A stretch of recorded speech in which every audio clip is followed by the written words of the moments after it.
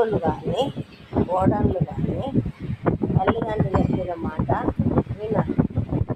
ఇది మంచిగా చెప్తాండ్రా చెడుకు చెప్తాండ్రా, మన కుటుంబం ఏమైతుంది ఎటుదారి, మరి మన పిల్లల మాట పట్టుకొని అబ్బాయి అని కాదంటే మరి కుటుంబం ఎట్టుకుంటుంది, ఎన్ని బాధలు పడుతుంది, ఇన్ని బాధలు పడి జీవితం ఇద్దరు దాకా అమ్మమ్మ నాన్న మాట వినాలి.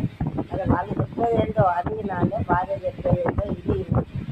రెండు ఇల్లు నీకు ఏది సంబంధించమో అర్థం చేసుకొని అర్థమవుతుంది మాట్లాడాలి.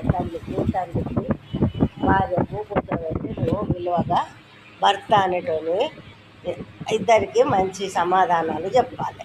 ఇట్లా కాదు మన కుటుంబం ఇట్లా ఉండద్దు ఇట్లా ఉండాలని భార్యకి చెప్పాలి, తల్లిదండ్రులకు చెప్పాలి.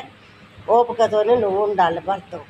కానీ పెండ్ల మాటలు పట్టుకొని తల్లి మీదకి తండ్రి మీదకి ఎగురితే ఏందన్నట్టు ఆ కొడుకుల సంగతి. తల్లి గురించి తండ్రి గురించి తెలియదా?